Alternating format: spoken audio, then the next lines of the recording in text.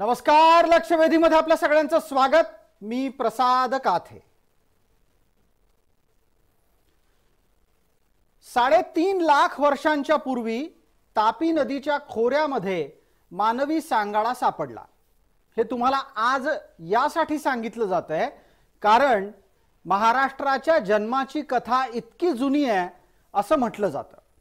हा तोच महाराष्ट्र आहे ज्या महाराष्ट्रामध्ये आजच्या घडीला राजकारण्यांची भाषा काय आहे हे आपल्याला सांगायची गरज नाही. इतका जुना जाणता सांस्कृतिक आणि त्याचबरोबर प्रगल्भतेचा परंपरा लाभलेला प्रदेश ज्या वाटेवर आज येऊन ठेपलाय ती वाट निश्चितच चिंताजनक आहे. राजकारण्यांच्याकडून परस्परांच्या विषयी अत्यंत अपमानास्पद, असभ्य आणि अशोभनीय वक्तव्यांची परंपरा तशी नवी नाही. तशी ती जगभरात कुठेही नवीन नाही, पण ती महाराष्ट्रात आजही टिकून आहे हीच चिंतेची बाब आहे. महाराष्ट्रात दिवसागणिक अधिकाधिक परिपक्व राजकारणाची अपेक्षा केली जात असताना कुठल्याच राजकारणाच्याकडून तशा प्रकारची वक्तव्य होताना दिसत नाहीत. किंबहुना अशा प्रकारच्या वक्तव्यांची दर दिवसागणिक अधिकाधिक नीचतम पातळी गाठल्याची नवनवी उदाहरणं आपल्या समोर येत असतात. या वाटचालीमधलं ताजं उदाहरण हे उद्धव बाळासाहेब ठाकरे यांचं आहे. बाळासाहेबांचे सुपुत्र म्हणून त्यांनी स्वतःच्या जिभेला सध्या धार लावायला घेतली आहे का काय असा प्रश्न पडावा. गेल्या काही दिवसांपासून सातत्यानं उद्धव ठाकरे त्यांच्या विरोधकांच्या बद्दल वापरत असलेली भाषा ही वादाच्या केंद्रस्थानी आहे. ताज्या प्रकरणात उद्धव ठाकरे यांनी देवेंद्र फडणवीस यांना कलंक म्हटलेला आहे. उद्धव ठाकरे खरं बघायला गेलं तर सातत्यानं देवेंद्र फडणवीस यांच्याबद्दल विविध प्रकारची अशोभनीय वक्तव्य करतात. ज्यांच्याबरोबर सत्तेतला दीर्घकाळ घालवला त्यांच्याबद्दल उद्धव ठाकरेंकडून केली जाणारी ही वक्तव्य समर्थनीय नाहीत, निषेधार्ह आहेत. पण एका बाजूला उद्धव ठाकरे यांनीच अशा प्रकारची वक्तव्य सुरू केल्यानंतर प्रत्युत्तरादाखल जी वक्तव्य झाली त्याचं सुद्धा समर्थन करता येणार नाही. उद्धव ठाकरे यांच्याबद्दलची मीम्स व्हायरल झाली, त्यात त्यांना अयोग्य पद्धतीनं सादर केलं गेलं आणि इतकंच नाही तर पुढच्या वेळेला असं बोललात तर जोड्यानं मारू इथपर्यंतची भाषा उद्धव ठाकरेंच्या विरोधकांनी भाजपाच्या प्रदेशाध्यक्षांनी वापरली. हे नक्की कुठं जाऊन थांबणार असा प्रश्न सामान्यांना पडत असेल तर सामान्यांनी त्याचं उत्तर स्वतःकडे आरशात बघून सुद्धा शोधायला हवं. ज्या पद्धतीचे राजकीय प्रतिनिधी आपण निवडून देत आहोत ते राजकीय प्रतिनिधी आपल्यातून गेलेले आहेत. त्यांचा कान उपटण्याची, त्यांचा कान धरण्याची वेळ निश्चित आलेली आहे आणि ती जबाबदारी जबाबदार माध्यम म्हणून आम्हाला पार पाडावी लागते. आमचे इतर व्यवसाय बंधू काय करतात याविषयी चर्चा न केलेलीच बरी. शरणागत होणं आणि लोटांगण घालणं याच्या पलीकडे जाऊन ठामपणे राजा तू चुकलास हे सांगायची वेळ येते. ते सांगण्याची जबाबदारी माध्यमांनी पेलायला हवी. आजच्या लक्षवेधीत त्याच अनुषंगानं चर्चा.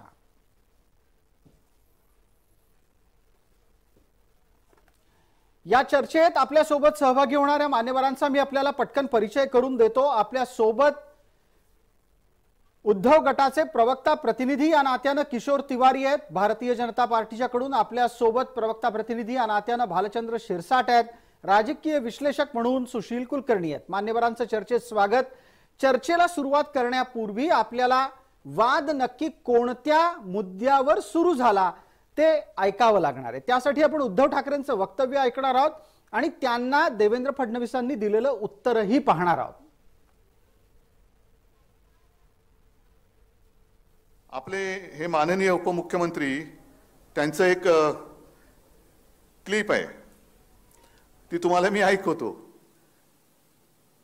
कारण मध्ये त्यांनी असं सांगितलं की मी पुन्हा येईन असं बोललो होतो पण मी एकटा नाही आलो, 2 जणांना घेऊन आलो. पण ते 2 जण कोण आहेत? एनसीपीशी राष्ट्रवादी काँग्रेसची युती होणं शक्यच नाही. नाही नाही नाही. आपण धर्म नाही, शाश्वत धर्म नाही, कुठलाही धर्म नाही. एक वेळ रिकामे राहू, एक वेळ सत्तेशिवाय राहू. एक वेळ मला कोणीतरी विचारलं तुमचा विवाह होणार आहे का, मी म्हटलं अविवाहित राहणं पसंत करीन, पण राष्ट्रवादी सोबत जाणं नाही नाही नाही.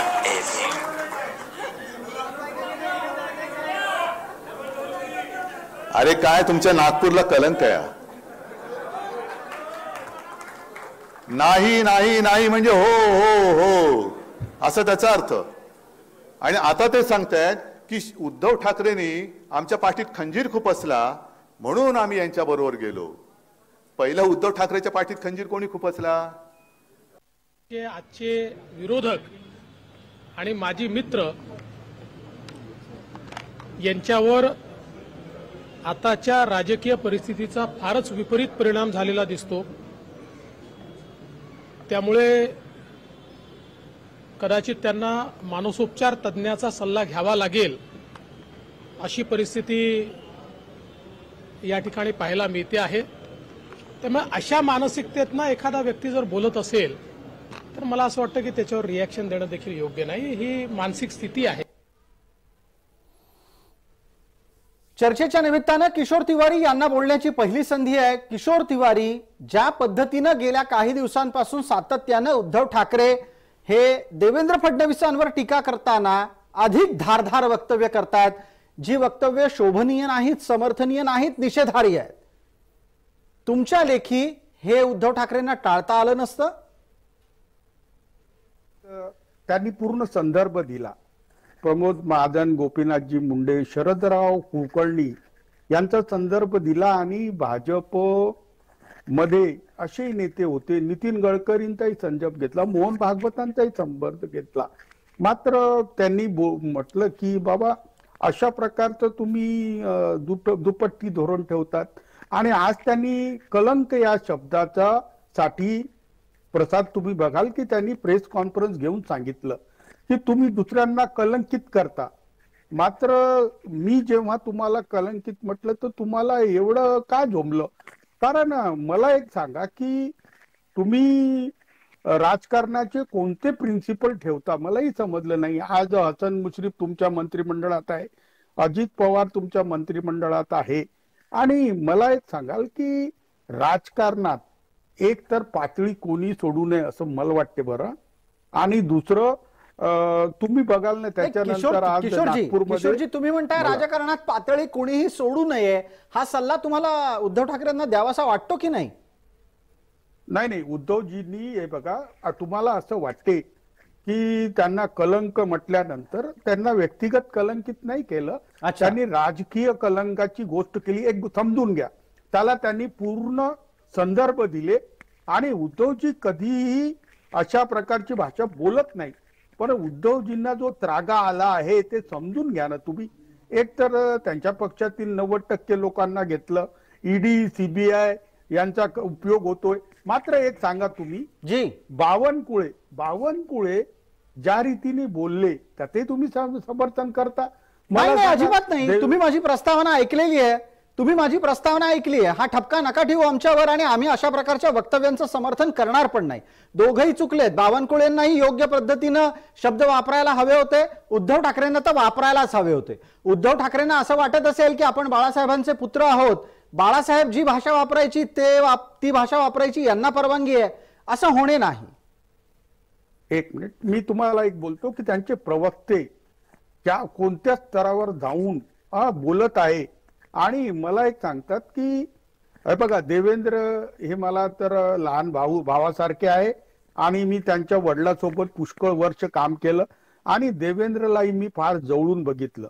मात्र देवेंद्रला मी जे बघितलं आमदार म्हणून आणि 14 नंतर त्याच्यात होणारा बदल बघितला आणि 19 नंतरचा मी बघितला तर मलाही आता देवेंद्र बद्दल अनेक प्रश्न उपस्थित होतात. मात्र कसं असते की राजकीय जीवनात कधी कोणाचा मित्र आणि शत्रू वगैरे नसतो. मात्र अशा भाषा सगळ्यांनी टाळायला पाहिजे, ही गोष्ट मी तुम्हाला बोलतो. बिलकुल, आपण हे मान्य करता आहात. तर जाता जाता एक आणखीन प्रश्न, म्हणजे तुमच्या नंतर पुढे आपल्याला भालचंद्र शिरसाट यांच्यापर्यंत पोहोचायचंच आहे. दरम्यान मी पुढचा प्रश्न घेऊन भालचंद्र शिरसाट यांच्यापर्यंत जाण्यापूर्वी शिरसाटांना विनंती करतो, शिरसाट कॅमेरा थोडा वर करता आला तर बघा. तुमची हनुवटी जास्त दिसतीये स्क्रीनवर आणि तुम्ही सातत्यानं वर टीव्हीत बघताय, ते बरं दिसत नाहीये. मी पटकन किशोर तिवारी आपल्याला प्रश्न विचारू इच्छितो. किशोरजी, कोणत्या कर्तृत्वावर दुसऱ्याला कलंक म्हटलं जात आहे उद्धव ठाकरेंकडून? एक मिनिट, हा प्रश्न एकदमच प्रसाद तुम्ही संदर्भ ठेवूनच बोललेत की राजकीय जीवनात पक्ष एक विचारधारेला धरून असतो आणि भाजपची ओळख मी, कारण भाजपला काम केलं आणि मी RSS मध्येही काम केलं आणि मला यांचा अनुभव फार खराब आला की हे सत्तेसाठी कोणालाही जमा करू शकतात. आज भाजपमध्ये 80% लोक हे बाहेरून आलेले आहेत आणि त्यांचा पूर्व इतिहास बघितला तर तो भाजपला चारित्र्याच्या गप्पा करण्यासाठी रोखणारा आहे. मात्र मी आज अजून सांगतो, किशोरजी तुम्ही सोयीस्कररित्या अगदी पटकन भूमिका बदलण्यासाठी प्रसिद्ध आहात. मी प्रश्न काय विचारला होता त्यावरचं उत्तर तुमच्याकडून नाही आलंय मला. मी हेच विचारलं होतं की कोणत्या कर्तृत्वावर देवेंद्र फडणवीसांना उद्धव ठाकरे कलंक म्हणतात?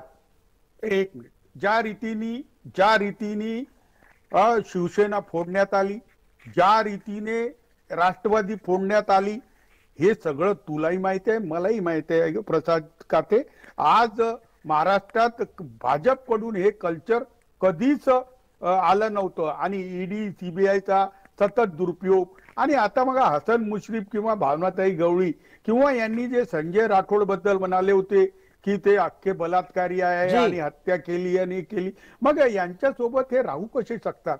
आपण उत्तर घेऊयात याची उत्तर घेऊयात. भालचंद्र शिरसाट सोबत आहेतच. भालचंद्र शिरसाट, जे आक्षेप नोंदवले जात आहेत ते नव्या सत्ता समीकरणांच्या मुळे आहेत. उद्धव ठाकरे यांना राग आलाय म्हणे, त्यांना मानसोपचाराची गरज आहे, अशा प्रकारची त्याला प्रतिसादात्मक उत्तरं फडणवीसांनी दिलेली आहेत. फडणवीसांनी आत्ता प्रतिक्रिया देत असताना शांत आणि संयमी प्रतिक्रिया दिली, पण ट्विट करत असताना त्यांनी उद्धव ठाकरे कसे कलंक आहेत याची विविध 7-8 उदाहरणच दिलेली होती. मला भालचंद्र शिरसाट आपल्याकडून असं अपेक्षित आहे की ज्या पद्धतीची प्रतिक्रिया उद्धव ठाकरेंकडून आली ती तुम्हाला अपेक्षित होती का? तुमचा एवढा रागराग का झाला? तुमचा याचा अर्थ भारतीय जनता पार्टीचा? नाही, आमचा काही राग नाही झाला. उद्धव ठाकरे डिप्रेशन मध्ये आहेत, फ्रस्ट्रेशन मध्ये आहेत, त्यांना उदंड आयुष्य लाभो, पण या फ्रस्ट्रेशनचा काही विपरीत परिणाम त्यांच्या शरीरावर न हो, ईश्वर चरणी मी पहिली प्रार्थना करतो. आणि एखाद्या डिप्रेशन मधल्या माणसाकडनं असं बरळणं अतिशय स्वाभाविक आहे. जेव्हा उद्धव ठाकरे हिंदुत्व बाजूला सोडून सोनिया शरद पवारांच्या बरोबर गेले होते तेव्हा आम्ही त्यांच्यावर टीका केली होती. आज अजित पवार आमच्याकडे आले, आम्ही हिंदुत्व नाही सोडलंय, त्यांनी हिंदुत्व स्वीकारलंय. हा एक मूलभूत फरक आहे. आमच्याकडे येणाऱ्या सगळ्यांनी भाजपची विचारसरणी स्वीकारलेली आहे. नाही पण एक मिनिट मुद्द्यावर येऊ पटकन. मुद्दा एवढा आहे माझा, उद्धव ठाकरेंनी गाय मारली तर तुम्ही वासरू मारणार आहात? आम्ही कुठे मारलं वासरू? अहो, चंद्रशेखर बावनकुळेंची भाषा काय आहे? पालघरच्या साधूच्या हत्याकांडाचं रक्त ज्यांच्या कपाळावर आहे, ज्यांच्या हाताला मनसुख हिरेंच्या हत्याकांडाचं रक्त लागलेलं आहे, 100 कोटीची रोज वसुली केलेली आहे, मुख्यमंत्री असताना माझी कुटुंब माझी जबाबदारी बंगल्यातून एकदा बाहेर पडले नाही, असा हा महाराष्ट्राचा कलंकित नेता, तत्कालीन मुख्यमंत्री आणि बाळासाहेबांच्या पोटी जन्मलेला करंटा, अशी त्यांची जर संभावना कोण करत असेल तर त्याच्यात चुकीचं काय? नाही, पण आता तुम्ही प्रतिक्रिया देत असताना तुम्ही पण त्यांना 4-5 शब्द वापरून टाकले ज्याचा सार्वजनिकरित्या उल्लेख होणं बरोबर नाही. अहो, देवेंद्र फडणवीस शांत आणि संयमी प्रतिक्रिया देत आहेत, तर खालचे कार्यकर्ते पण त्या पद्धतीनं का बोलू शकत नाहीत? नाही, मी बोलू काय तुम्हाला? मी किशोरजी संधी देतो. एकदा भालचंद्र शिरसाटांना उत्तर देण्याची संधी दिली आहे, ती पूर्ण करूयात. 1 मिनिट आहे भालचंद्रजी. नीम का पत्ता कडवा है असं त्यांनी म्हटलं. आज उद्धव ठाकरे बद्दल नीम का पत्ता कडवा आहे म्हणत त्यांची प्रेतयात्रा या महाराष्ट्रात निघाली. त्याचा तीव्र निषेध झाला. ज्या पद्धतीने त्यांनी म्हटलं स्वतः किती कलंकित आहे, किती फ्रस्ट्रेशन आहे, मला तर भीती वाटायला लागली आहे त्यांच्या प्रकृतीची. या डिप्रेशनमुळे त्यांच्या प्रकृतीवरती काही विपरीत परिणाम नाही हो. ईश्वर चरणी माझी ती प्रार्थना आहे, त्यांना दीर्घायुष्य लाभो. भालचंद्र शिरसाट, मला वाटतं की अशा प्रकारच्या चर्चांची महाराष्ट्राला गरज नाहीये. किशोर तिवारी, पटकन आपलं वक्तव्य, आपली प्रतिक्रिया त्यावर अपेक्षित करूया. एक मिनिट. सीबीआय ची चौकशी करून घ्याल. पालघरच्या साधूंच्या बद्दल बोलले की त्यांचा कलंक आहे. नंतर काय मनसुखबाई हिरेनबद्दल ते बोलले. तो सीबीआय कडेच आहे. मला एक सांगा, उद्धव ठाकरेंचा प्रत्यक्ष अप्रत्यक्ष काय संबंध होता? एक गोष्ट. दुसरं, भालचंद्र शिरसाट सारख्या एक मिनिट, मधात बोलू नका. मी बोललो असतो ना मधात, मी कोणाला बोलू देत नाही ना. अहो, मला एक सांगा, भालचंद्र, तुम्ही जे म्हणाले की हे करंटे आहेत, हे कलंकित आहे, मला एक सांगा, महाराष्ट्राची जनता हे सगळं पाहत आहे ना. मीही बोलू शकलो असतो ना, पण मी अजूनही म्हणतो की मी नितीनजी गडकरीचा कार्यकर्ता आहे. मी यांना बोट धरून चालवायला शिकवलं देवेंद्रजींना, आणि देवेंद्रजी मध्ये कालांतराने काय होईल, कारण त्यांना शिवसेनेनी डॉच केल्यानंतर त्यांनी बदले काढण्यासाठी, आणि मी स्वतःच विसरत नाही असं म्हणून त्यांनी हे काही जे केलं ते महाराष्ट्रात भाजपच्या कोणत्याच तळागाळाच्या कार्यकर्त्यांना पटलेलं नाही. आता काही असतात चापलूस लोक, काही चमचे असतात, त्यांचं मी सोडून देतो. मात्र तळागाळातील भाजप कार्यकर्त्यांना ही जी युती झाली आहे आणि ही महायुती झाली आहे त्याच्याबद्दल राग आहे. आणि एक मिनिट, भालचंद्र शिरसाट, एका प्रश्नाचं उत्तर मग तुम्ही द्या. भारतीय जनता पार्टीच्या कार्यकर्त्यांच्या मनात राग आहे, त्याची चिंता तुम्हाला कशाला पडायला पाहिजे? ते भाजपचे नेते आणि कार्यकर्ते बघून घेतील. तुम्हाला का चिंता एवढी त्याची? तुम्ही नागपूरचा कलंक आहे देवेंद्र फडणवीस अशा प्रकारचं तुमचा नेता वक्तव्य करतो. काय बिघडवलं नागपूरमध्ये देवेंद्र फडणवीसांनी नागपूरमध्ये अशा केलेल्या 2 गोष्टी सांगा ज्याच्यामुळे त्यांना तुम्ही नागपूरचा कलंक म्हणता. एक मिनिट असा आहे प्रसाद, तुम्ही फार सिनियर झालात. एक मी सांगतो की त्यांनी जे संदर्भ दिले हे राजकीय संदर्भ होते. नागपूरच्या दृष्टीने संदर्भ दिले नाही, ते नागपूरवरून येतात म्हणून नागपूरचा शब्द त्यांनी प्रयोग केला. आणि दुपारच्या पत्रकार परिषदेत त्यांनी त्याला करेक्ट करून देवेंद्र फडणवीसची ही जी कार्यपद्धती आहे ती महाराष्ट्राला कलंक आहे हे म्हटलं आहे ना. आणि तुम्ही म्हणजे आता गंमत पहा भालचंद्र शिरसाट, काल शब्दांमध्ये नागपूरचा कलंक म्हटलं, आज एक पाऊल पुढे जाऊन महाराष्ट्राचा कलंक म्हणून टाकलं. देवेंद्र फडणवीसांच्या संदर्भातलं हे उद्धव ठाकरेंचं वक्तव्य आहे. भालचंद्र शिरसाट, आपलं उत्तर अपेक्षित करतो. नाही, असं आहे की उद्धव ठाकरे हाच मुळे बाळासाहेबांच्या पोटी जन्मलेला कपाळ करंटा कलंक आहे, शिवसेनेला असलेला कलंक आहे, हिंदुत्वाला कलंक आहे. भालचंद्र, तुम्ही आमचेच मित्र होते ना. ऐका तिवारीजी, 1-2 मिनिटं गप्पा बसा. तुम्ही नागपूरबद्दल बोलला, तर मुंबईचा ऐका.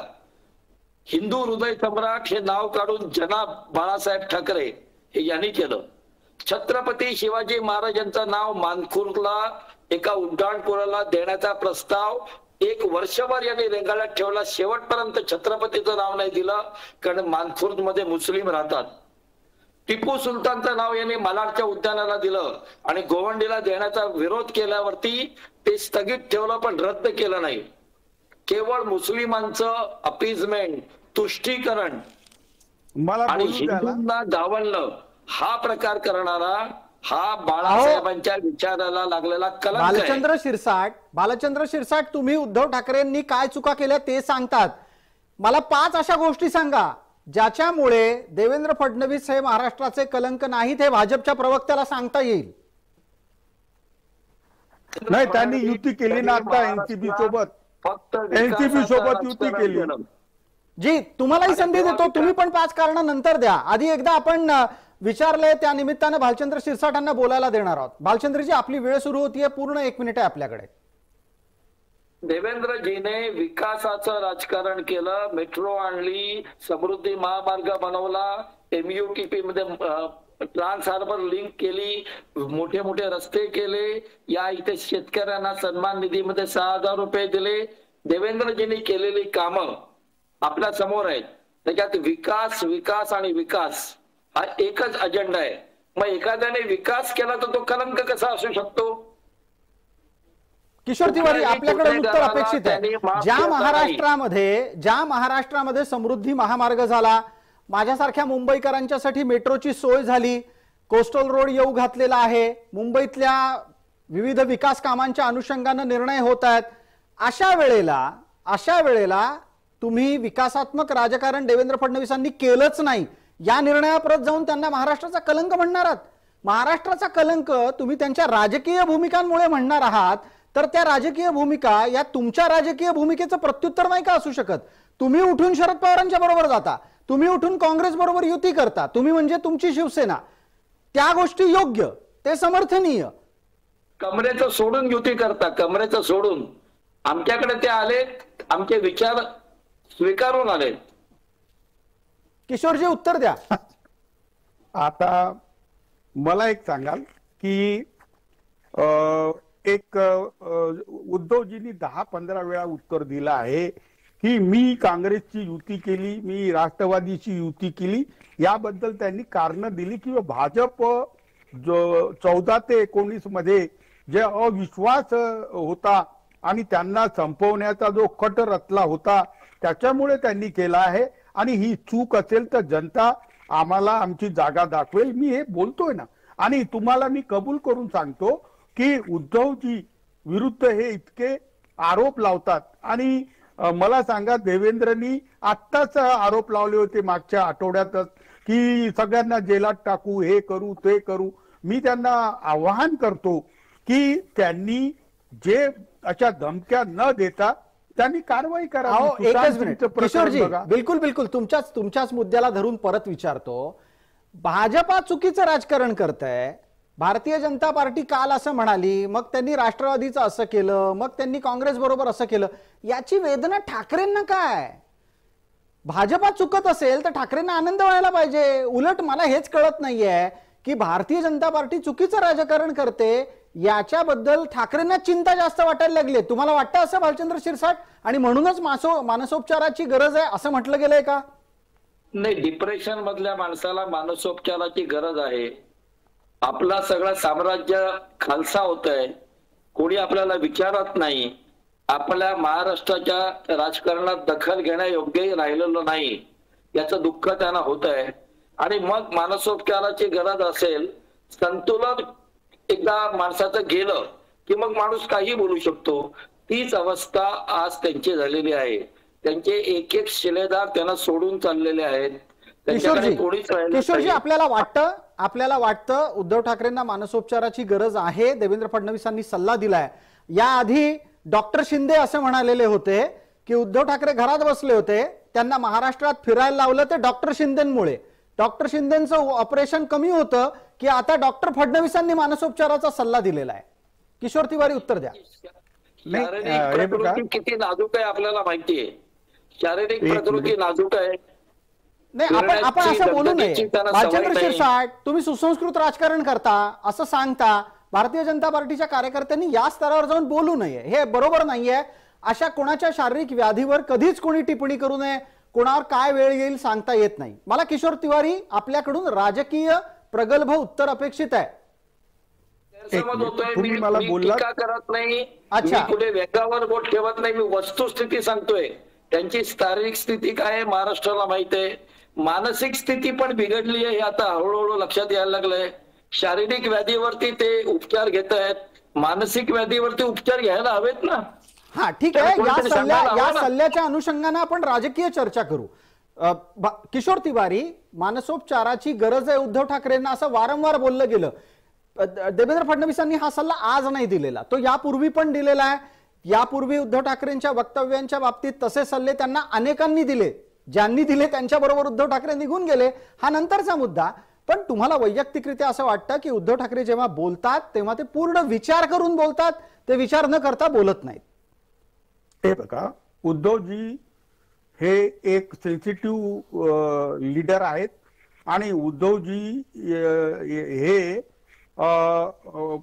त्यांची शारीरिक प्रकृती कशी असेल पण त्यांची मानसिक प्रकृती इतकी सदृढ आहे की ते महाराष्ट्रामध्ये, मी आता यवतमाळ जिल्ह्यात त्यांच्या सोबत होतो ना, अरे इतकं अभूतपूर्व स्वागत झालं. आणि संजय राठोड यांच्या मतदारसंघात तो बंजारा समाज त्यांच्यावर इतकं प्रेम दाखवत होतं. मला असं वाटते की उद्धवजी हे भविष्यातले मुख्यमंत्री आहेत आणि देवेंद्रनी काही चुका केल्यात आणि देवेंद्रला त्या चुका महागात पडतील असं मला वाटते. तुम्ही त्या चुका तर सांगत नाही आहात. राजकीय दृष्ट्या घेतले गेलेले निर्णय हे देवेंद्र फडणवीसांचे चुकलेले आहेत असं तुम्हाला सुचवायचंय आणि तुम्हाला केवळ त्या चुका राजकीय आहेत असं मांडायचंय का? एक मिनिट प्रसाद, तुम्हाला मी सांगतो.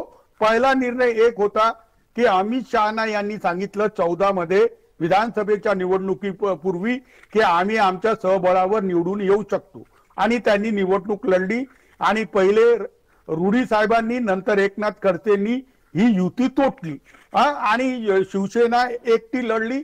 शिवसेनानी स्वतःच्या बळावर सीटा आणल्या. त्याच्यानंतर शिवसेनेला सरकारमध्ये घेण्याचा प्रस्ताव ऐकून घ्या ना तुम्ही, ऐकाल तुम्हाला अर्ध्या सीटा तुम्ही लढलात किती आणि आलं काय पर्सेंटेज करा, काय किंमत मिळाली तुम्हाला त्यावेळेला 2014ला? एक मिनिट. आणि तुम्ही 19 मध्ये युती मग काय केली तुम्ही समजून घ्याल की भाजप हा प्रत्येक वेळी शिवसेनेच्या कुबड्या घेऊनच महाराष्ट्रात मोठा झाला आणि तुमच्यासारखे टॉयलेट लीडर जे आहेत ते लोक काहीच करू शकत नाही. अरे मला सांगा, आज आम्ही तुमच्यासोबत नाही आहोत. एक मिनिट मी जबाब देतो. अरे मी बोलतो ना बाबा मधात बोलू नका, मी बोलतो. एक मिनिट प्रसाद एक सांगतो तुम्हाला, आज आमची 90% शिवसेना यांनी घेऊन टाकली आहे. आज उद्धवजी सोबत बोटावर मोजण्यासारखे त्यांचे शिल्लेदार आहेत. आज मी तुम्हाला सांगतो येणाऱ्या काळात विक्रमी मतदानासह शिवसेनेची एक भालचंद्र शिरसाटांना याचं उत्तर द्यायला लागणार आहे. बघा, किशोर तिवारींनी 3 धाडसी विधानं केलेली आहेत. पहिलं धाडसी विधान आहे उद्धव ठाकरे हे भविष्यातले मुख्यमंत्री आहेत, म्हणजे पुन्हा कुठल्या शिवसैनिकाला काही मुख्यमंत्री केलं जाणार नाहीये, हे यातून सिद्ध झालं.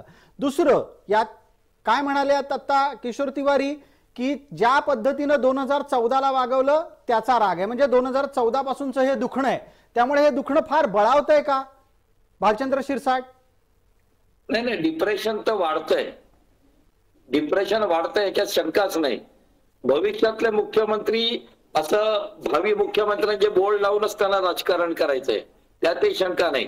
मोदीजींचा फोटो लावला नसता तर 56 लोक निवडून आले नसते, हे 56 लोकांना माहिती आहे. 90% शिवसेना गेलीये असं तिवारी म्हणाले, तर मी नाही म्हणत आहे. म्हणजे 90% लोक ज्यांना सोडून जातात ते नेतृत्व आता फोपावणार आहे. दिवा स्वप्न आहे, दिवा स्वप्न आहे, 50 एकदम ओके, 50 खोके एकदम ओके. भालचंद्र 50 खोके एकदम वसुलीचे वाजेचे 100 खोके कुठे गेले? 100 खोके दर दिवसाला घेत होता तुम्ही, वाजे तुम्हाला आणून देत होता, तशा ऑर्डर्स दिल्या होत्या, त्याचं काय झालं? 50 खोके एकदम ओके. आता वाजे तर वाफेच्या माफीचा साक्षर जागा निवडून आणून दाखवा. महाराष्ट्राच्या विधानसभेत 25 जागा निवडून आणून दाखवा, हे आमचं तुम्हाला आव्हान आहे. तुमची विदर्भातून होईल, विदर्भातून 25च्या वर आणतो. भालचंद्र राजकारण सोडून देईल, विदर्भातूनच 25 आणतो, नाहीतर राजकारण सोडून देईल बेटा. नाही सोडून तुम्हाला बोलतो ना आनंदाने.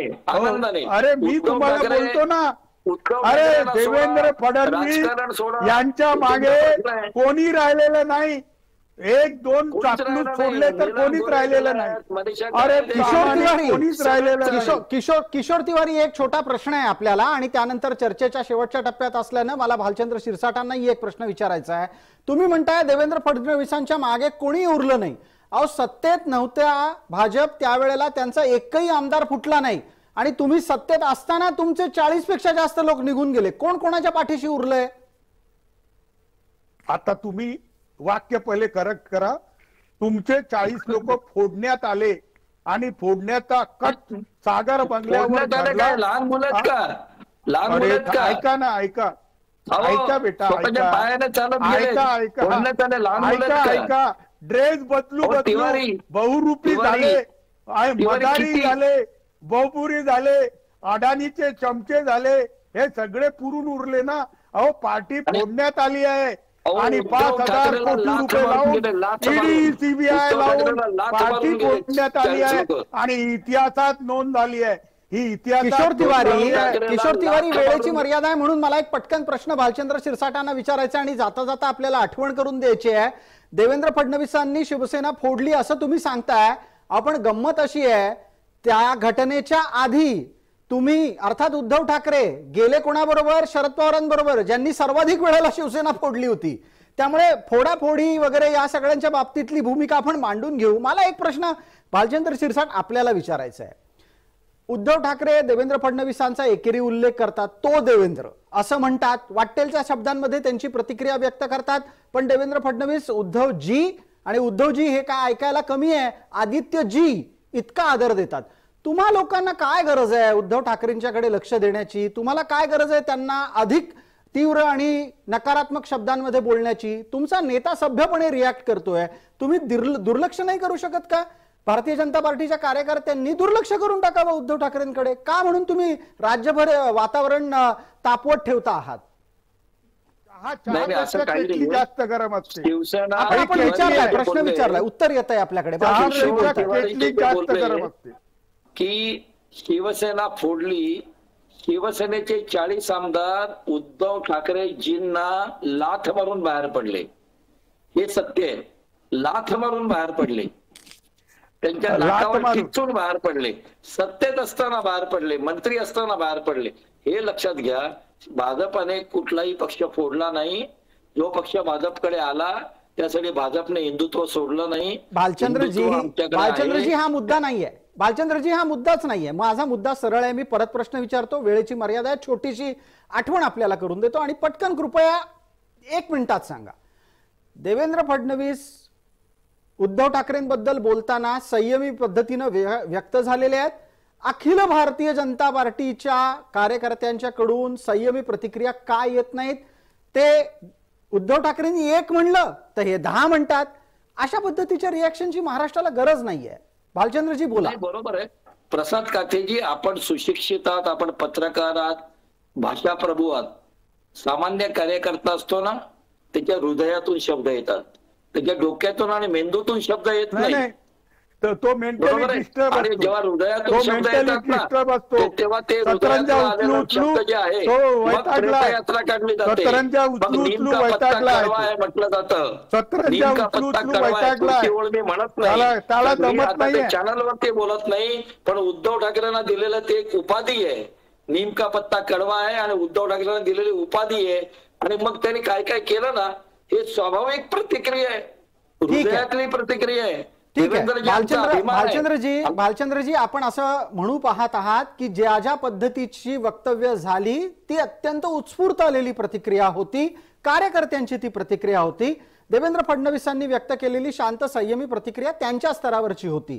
किशोर तिवारी दुसऱ्या बाजूला सातत्यानं हे मांडत राहिले की 2014 पासून जे भारतीय जनता पार्टीनं शिवसेनेला वागवलं त्याची प्रतिक्रिया उद्धव ठाकरेंकडून सातत्यानं येते. दोन्ही व्यक्ती, दोन्हीही पक्ष आणि त्यांचे कार्यकर्ते आपापल्या स्तरांवर आपल्या भूमिका व्यक्त करतायत. आत्ताच्या घडीला या चर्चेत आपण दोघंही मान्यवर सहभागी झालात त्याबद्दल आपले आभार. वेळ मर्यादेमध्ये आपण या चर्चेला इथेच आटपतो घेतोय. लक्षवेधीच्या या चर्चेत तूर्तास इतकंच. सर्व प्रेक्षकांना जय महाराष्ट्र.